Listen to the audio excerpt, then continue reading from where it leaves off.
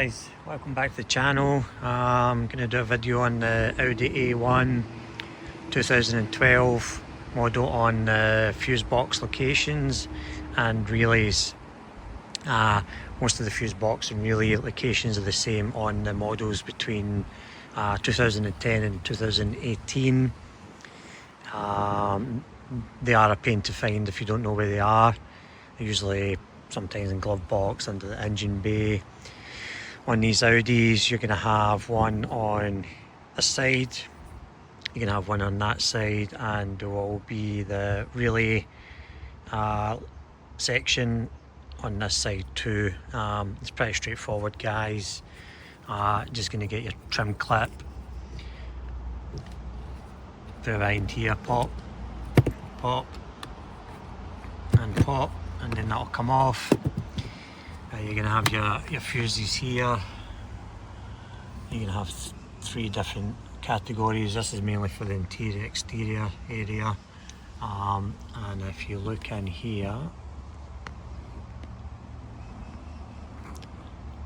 there's all your relays in there and very large fuses. So if something major goes, that's where you're going to be going. These are more for your smaller things. So yeah, you get these wee pink protectors over them. These are a bit of pain to get off. Use these, and guys, you can put a fair bit of force in to try and pop these off. They do just pop off, and you got all your fuses there. I will upload a video of the fuse diagrams. These do not come with them. They do have the fuse remover there. I tend to use these and out. Another wee tip, guys, I hate searching the internet for diagrams. They get a bit confusing. You got to scroll through it. If I've got a blown fuse, I'd rather just spend 5 or 10 minutes and pop each one out, have a look at them, and that way you're checking all the fuses. And if you're not sure what a blown fuse is, let's get in here. If you can see in that fuse, there's a little kind of S shape that will connect one side of the blade to the other. That will be broken, be black, could even be melted. That's what you're looking for. You're just making sure. So let's see if we can get in there. Yeah, see it? You're just making sure that's fully intact on each fuse. These are micro fuses. You do get bigger fuses, which are right next door.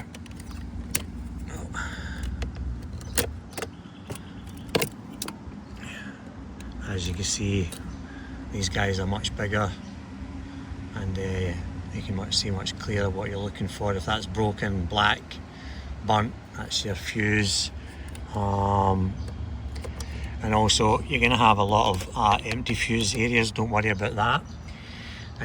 Cars come with upgrades, and these upgrades need fuses. When the cars are built, people specify what they want. Also, different years have add-ons. So you go 2015 or 16 or whatever, they might have different options, so they'll need extra fuses. So don't worry about them too much. As you can usually tell, there'll be a metal on each side. So let's get to the other one. This camera's terrible for auto-focusing. So in here, same again. Just put your plastic trim clip in. Don't use a screwdriver, you're going to damage stuff. This just pops off easy. And you've got another small fuse box in here. It doesn't have as many fuses. So yeah, that's your locations for your two fuse boxes, your relays. If something goes, you can check there. I'll add a video on the fuses locations and what each one of them do. It might help you get there. I'll also put a link in the description of a site you can go to and actually pick the year of your car. Also, diagrams are different if it's a left-hand drive to a right-hand drive. So the website gives you options for left-hand drive or right-hand drive cars and what fuse box you're looking for. And you can just scroll through it and actually pinpoint what fuse it's blowing, whether it be wipers, headlights, horn, and stuff like that. So yeah, hope that video helps, guys. Check out my other videos on the Audis and other car fixes and upgrades and modifications. Please subscribe, it does help. I'm trying to build this channel so I can make more videos, do more stuff. Don't be a dumbass like me, and I pulled out a 30 amp fuse, looked a bit discoloured. I thought I'll pull it out and have a look. Had the ignition key on slightly. This triggered the engine management light. I didn't see it. I just put the fuse back in. Then when I jumped in the car, I tried to drive it. It came up flashing. Stop immediately. Transmission overheating. I had no gears, and I'm like, oh fuck, what have I done, man? And yeah, I pretty much presumed that it was something to do with the fuses that I was mucking around with. So my mistake. What I would say, guys, if you ever do get engine management light on or something's wrong with the car, don't take it to a mechanic. Just jump on the fuses, check all your fuses. If a fuse goes, it will give you the same reading. Here's a prime example. I pulled that fuse. It triggered the engine management light. I put the fuse back in. It doesn't shut it off because the fault is already registered with the car. And yeah, I presumed it was that. So I got the fuse, checked it again, had the engine off, put it back in. It was all good. I just put my scan tool up, and as you can see, came up auto trans system, hydraulic pump, and sync system voltage, passive.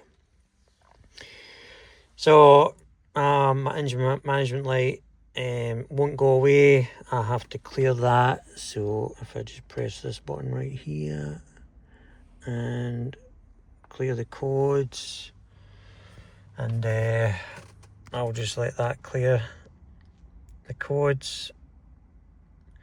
Once that's clear, I'll start the car. Fingers crossed the transmission doesn't come back.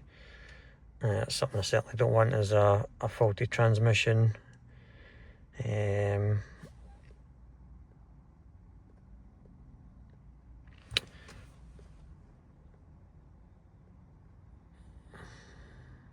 Yeah, so